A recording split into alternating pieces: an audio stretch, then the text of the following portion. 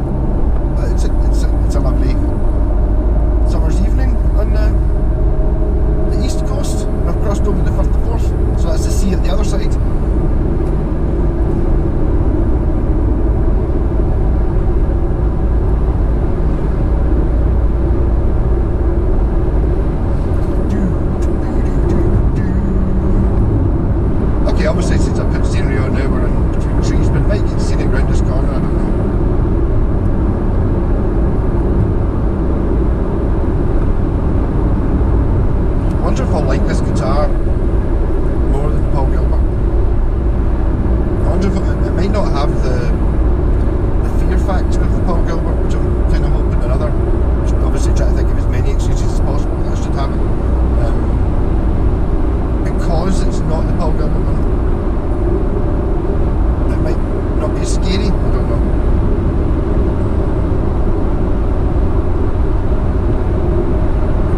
I did badly with the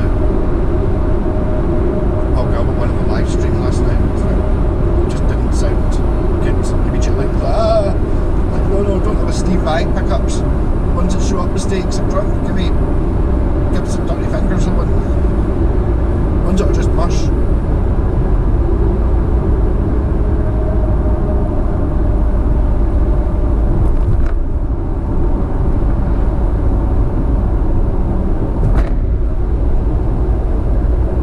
Vehicle's turning. Still got half an hour to go. This was a bad. This was a silly choice. No, it's only an hour. An hour's actually quite a long time. There's bridges.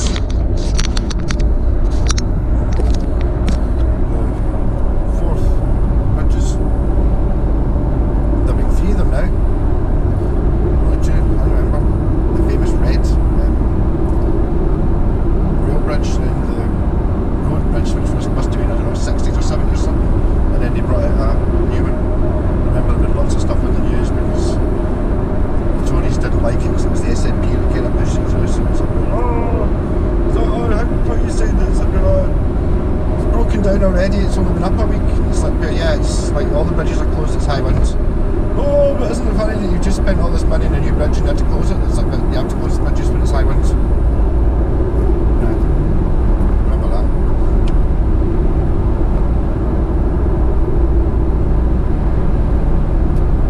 Pix liver.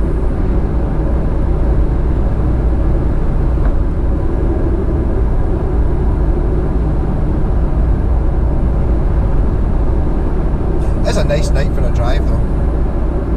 That I cannot deny. And to be honest, it's not, if it had been pissing down, I'm not sure it would have actually bothered.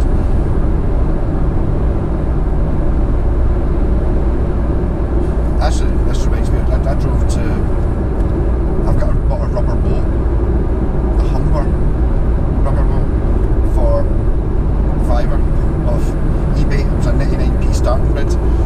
And I bid a £5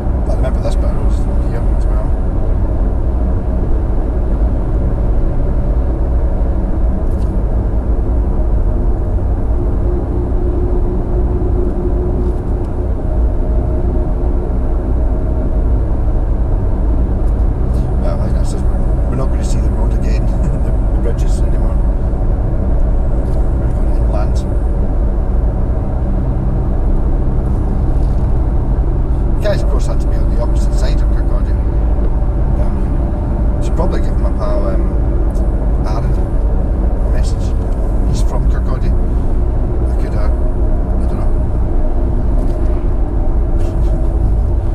go down for a cup of tea or something that normal people do.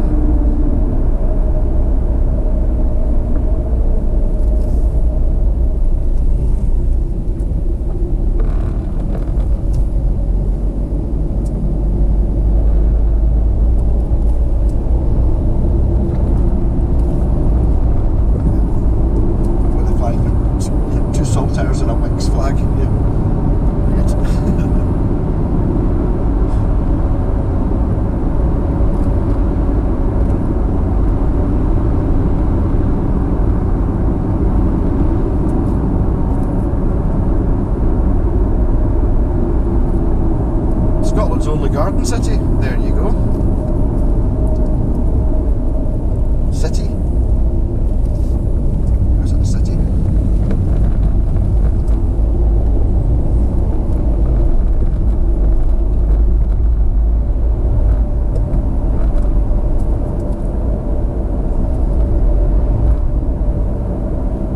You've seen much in the way of gardens.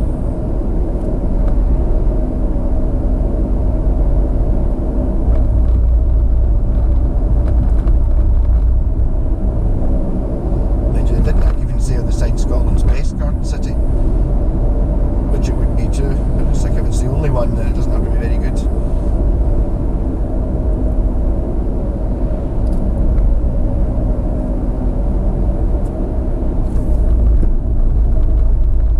This is kind of where we went in the camper van thing. Scott, we were away for 3 days or something like that. We didn't really get much further than about an hour and a half away from my house at any time.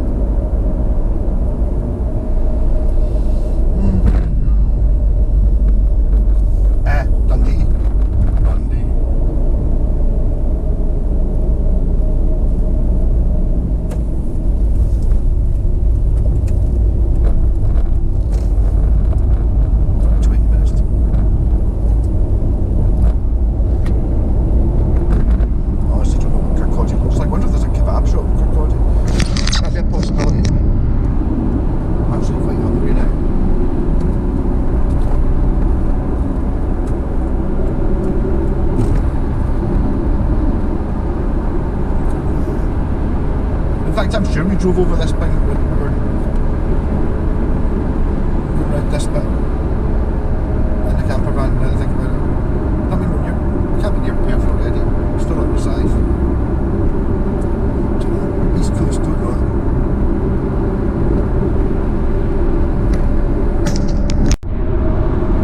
ETA 10 minutes, but I'm just sitting there thinking that area. Guitar I've got has Ibanez V1 and V8 pickups in it.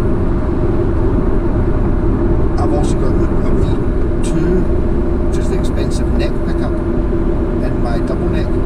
So I can nab that pickup out the double neck, nab the V7, the V1 and V8 out of the V7. It's a V7 into it. So I've got a V7 and V8. Basically put the three of them into this RG, and that would free up 3 Seymour Duncans, which I may sell if they're worth lots of money. Long term thinking, I'm probably going to sell the area, so I've just put, you don't get the amount of money even like this one here. If it had the original pickups in it, I don't think it would have been any more expensive. It would have been any cheaper, really. And it's got 3 sunky donkeys. Yeah, just a thought. Right, so I got it, I didn't haggle. I even took the wee amp in and stuff like that and picked it up, and it's just mint. So, apart from the fact it's the extra pickup stuck onto it. Yeah. So I think what I'm going to do now is I'm going to sort of start heading back and then keep my eye open for a chip shop, and then I might stop somewhere a bit scenic for chips, and I've got the wee Black Star amp. Oh, I don't have a strap. If I had a strap, I could have played it somewhere a bit scenic. But yeah, no, it's a well looked after guitar. You just never really know about these things, you know, when someone's selling off one of these guitars, it could have not been, just all dusty and minging like a dog's dinner. This thing looks clean. I always factor in a bit of repair work. But he doesn't know what kind of pickups there are. People keep phoning him up and asking him what the pickups are. They were in it when he got the guitar, so obviously I'll be taking it to bits to see what they are. I'll probably say in the back. It's just blocked off. It's even got the trem bar. It's just blocked off with a row of coins. It'd be nice if it was pound coins, wouldn't it? It's not going to be easy to be. But if it was pound coins, it could be maybe like a tenner in it and a fiver in it, and bang, chippy. Yeah, so Club RG, I was worried that it was going to end up being that. It all comes partly. Pal Ian's got one of the nicest guitars I've ever played. It's an RG 300 odd, something like that, like a modern one, Indonesian, in a sort of glitter pink colour, hardtail, very simple, HH, got the 5-way switch, and it's just almost the perfect guitar. It was the one that me and Scott did that thing when we looked up, right, you've got, I don't know, $1,000 to buy your gigging rig, you're playing a gig tonight, and it was like, I think we both chose the same guitar. So I think what we did was I chose, we just decided one of us would have the pink one, the other one would have the green one. That was, I think it was like 315 euro or something like that. When you look at that, I suppose that's only a 470 or something like that. So, but proper, 30 years old. Fuck's sake, that's right, 30 years old. It's a 93 one. The neck on it's very, very similar to the Paul Gilbert. So I wonder if the Wizard 2 is thinner than a Wizard, and a Wizard is basically, it just seems to be almost identical to the Paul Gilbert. It does say in the thing, it's like, yes, it's got a special PGM neck, which is 2mm thicker. I'm pretty sure that it's definitely the model I've got, because they only made it with that neck and that bridge for 1 year or something like that. 2 years.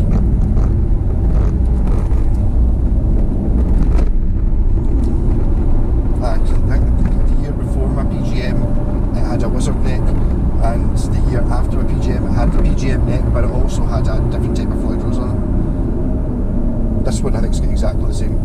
It's basically, I think, pretty much exactly the same guitar.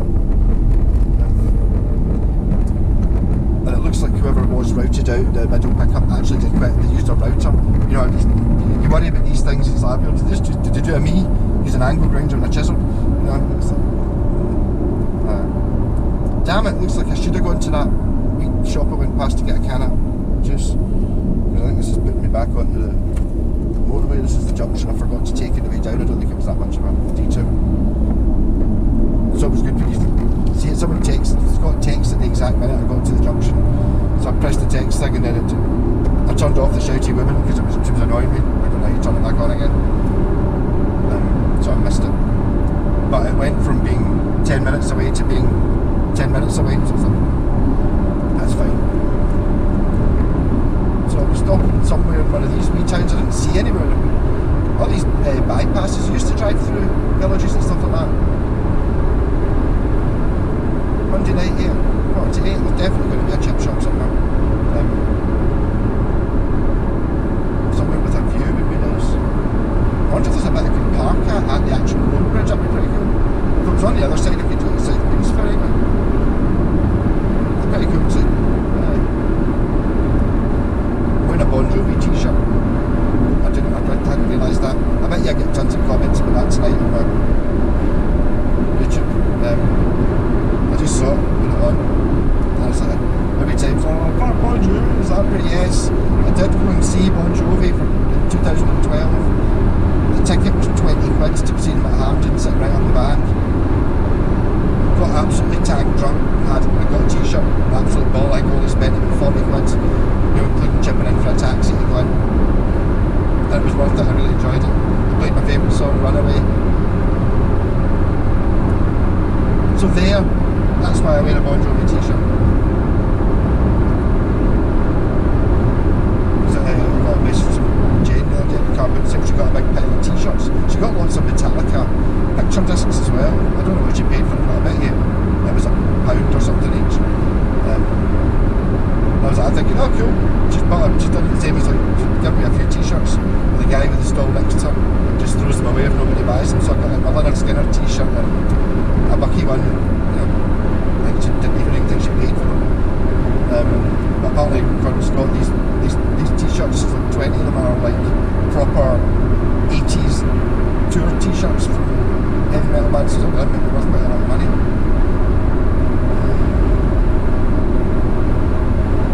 I heard the thing of people taking their old t-shirts that are either too small for them now or just disintegrated. You just cut out the front bit and then sew it onto the front of a new t-shirt. That's pretty cool.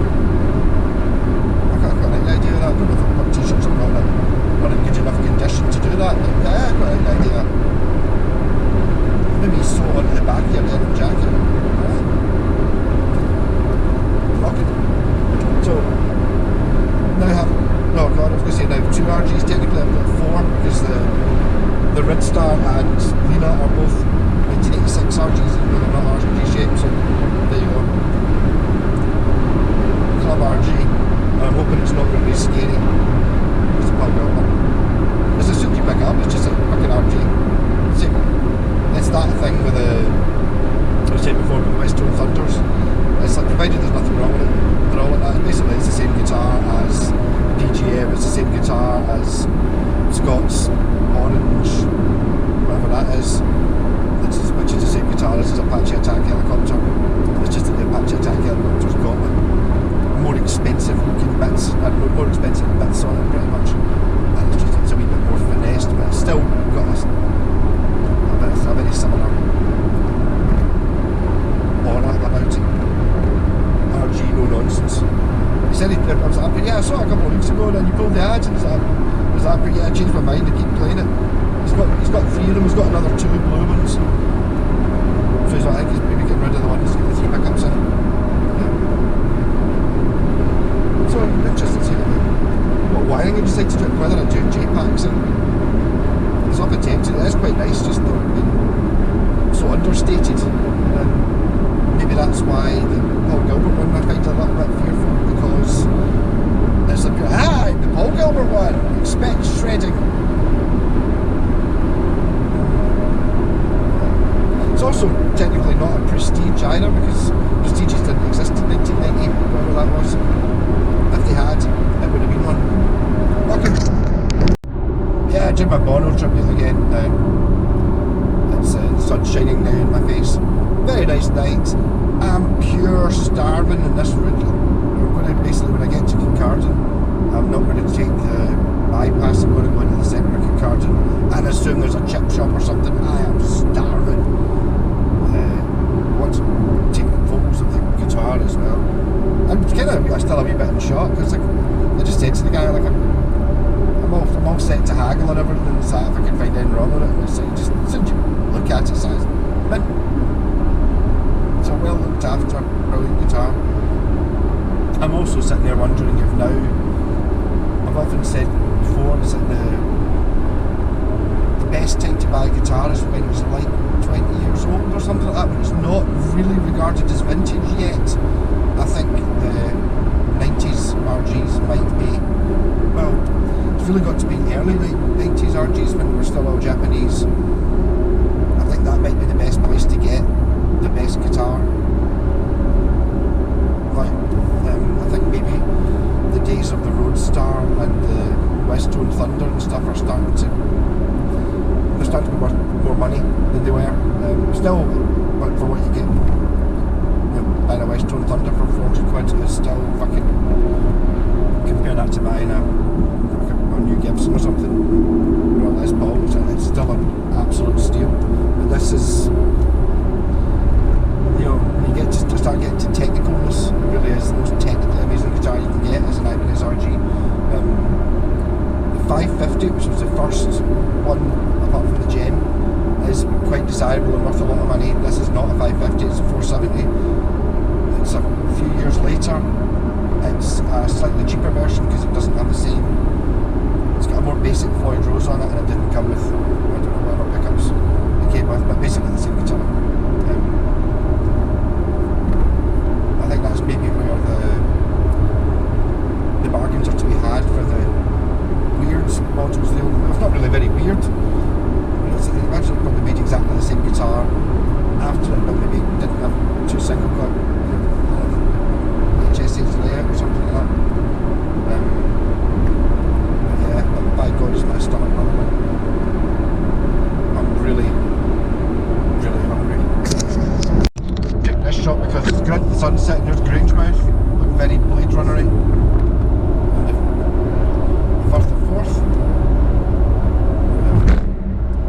I was told if those fires in Grangemouth go out, the whole place blows up. I hope there's a chip shop in Kincardine. I kind of remember there being a sort of main street before they built that bypass, so I used to drive through it. I'm not quite at the stopping anywhere and asking if there's a chip shop staging yet, but I'll get there. It'd be nice if I could find somewhere to eat my chips with a bit of a view of one of the bridges or something, or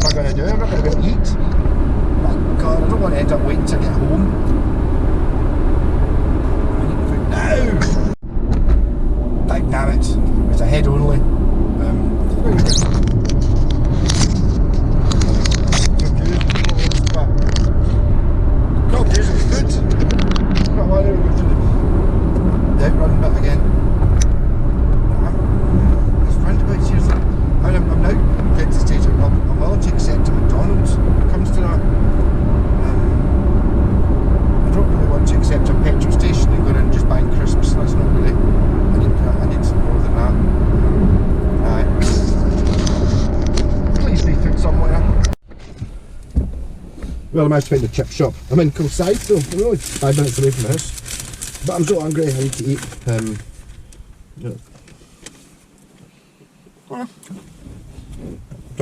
It's edible. Yeah, well, obviously getting greasy fingerprints on this now. Voila. What did I say? It was an RG 470, serial number F003, Japan. Yeah, so these Seymour Duncans are different ones. The pickup rings are on backwards. So this one's got hex poles on it. So this is a bridge pickup because it's got Seymour Duncan written on the bottom bit, I think. And then this is an Invader, and it's got the low TRS trim. I don't think that's exactly the same one that's on the Paul Gilbert, actually. I think there's no push pulls. But yeah, all access neck join. Neck has not got a mark on it. Frets are absolutely immaculate. There's 24 of them. A beautiful piece of rosewood in the fingerboard. No chips on the headstock at all. In fact, there's a couple of wee chips on the back there. I think they were actually mentioned in the ad, but they don't even count as chips. There's one on the headstock. Yeah. So, rocking. I'll do a video when I get home on it. Well, that chippy was alright, maybe just because I was pure hungry. It was £6 for a sausage supper though, which is expensive, but I mean, I've not really bought a chippy for ages, so it's probably not that expensive. I remember it being £6 or £7 for a fish supper. I think when I was working at the chippy, it was maybe only about